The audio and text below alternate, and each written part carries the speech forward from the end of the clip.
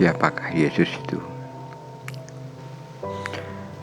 Ini pertanyaan yang diajukan Yesus kepada murid-muridnya, dan ini juga yang diajukan oleh Yesus kepada kita murid-muridnya pada hari ini. Menurut kamu, siapakah aku ini?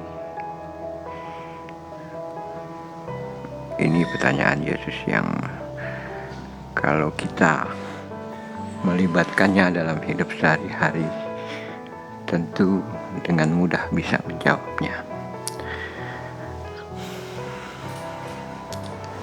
Yesus tidak ingin bahwa jawaban kita hanya berdasarkan pendapat dan pengalaman orang lain. Ya, ingin ini murni jawaban dari kata hati Anda. Sama seperti dulu, Yesus tidak bertanya langsung pendapat tentang siapakah dia kepada murid-muridnya, tetapi apa pendapat orang yang diketahui oleh murid-murid Yesus, pandangan orang terhadapnya. Pertanyaan yang sama kita juga ajukan kepada teman-teman kita juga mungkin. Ketika kita telah menerima dan mengimaninya, Yesus ingin agar kita mengenalnya sungguh-sungguh secara pribadi lewat pengalaman kita sendiri. Sudahkah kita melibatkan dengan sungguh Yesus dalam seluruh hidup kita? Kalau kita melibatkan Dia, lalu siapakah Dia menurut pengalaman kita?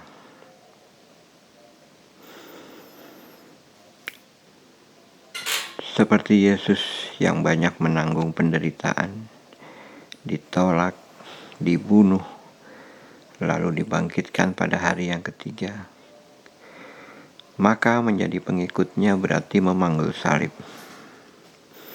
Kembali ungkapan memanggul salib ini saya kemukakan kembali karena dalam banyak hal menjadi seorang Katolik adalah memanggul salib. Termasuk ketika kita mengekspresikan jawaban kita akan pendapat kita tentang siapakah Yesus Kristus itu. Salib adalah jalan iman kita, jalan kehidupan kita, dan jalan kebahagiaan kita. Dengan salib kita akan mengalami kebangkitan, dan dengan kebangkitan kita memperoleh keselamatan.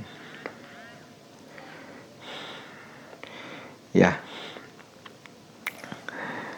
kita sebaiknya tidak memiliki persepsi keliru tentang siapa Yesus Kristus. Bisa saja Anda berpendapat Yesus adalah penyelamat, penyembuh. Tetapi apakah hanya itu?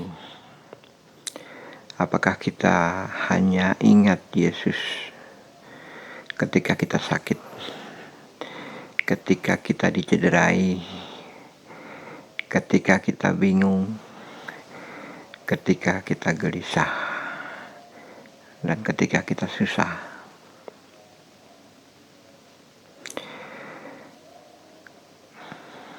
Yesus pernah bicara kepada Petrus bahwa anak manusia harus menanggung banyak penderitaan, ditolak, dibunuh, dan dibangkitkan pada hari yang ketiga. Berbeda dengan raja-raja di dunia, Yesus adalah raja yang akan bertahta di salib demi keselamatan manusia. Yesuslah yang menyediakan tempat bagi kita di kerajaan surga, seperti apa yang pernah Dia bilang. Ada banyak tempat di kerajaan surga, dan aku akan kembali untuk menyiapkan tempat itu untuk kamu semua, katanya. Kita tentu yakin sebagai seorang Katolik bahwa kematian bukanlah jalan akhir. Itu juga yang membuat kita menabung untuk investasi kita supaya kian bisa tampil lebih layak di hadapan Allah Bapa pada saat kita dipanggil nanti. Maka mungkin kala Bapa akan bertanya, apakah engkau mengenal Kristus? Apa yang engkau lakukan dalam hidupmu jika engkau mengenal Kristus? Tentu sebaiknya kita bisa menjawabnya dengan lancar, karena kita memang melibatkan Yesus dalam hidup sehari-hari. Ya, dalam saat kita senang pun kita ingat Yesus. Kita ingat bahwa berkat Dialah kita mendapatkan penghiburan. Dan kita yakin bahwa dengan mengingatnya, mengucapkan doa dan mengingat apa yang pernah Yesus perbuat saat kita susah, itu akan kian melegakan hati kita. Itulah tanda bahwa Yesus sungguh hadir dan kita melibatkan Dia dalam hidup kita.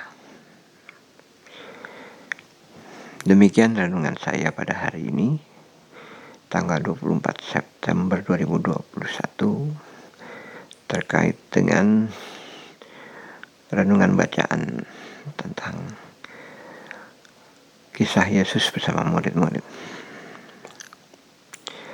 Terima kasih. Salam sejahtera bagi Anda yang mendengarkan Justice saya ini, renungan ini.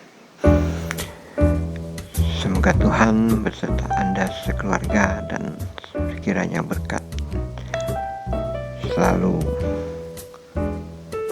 Anda dapatkan dengan terus mendekatkan diri di jalan Tuhan.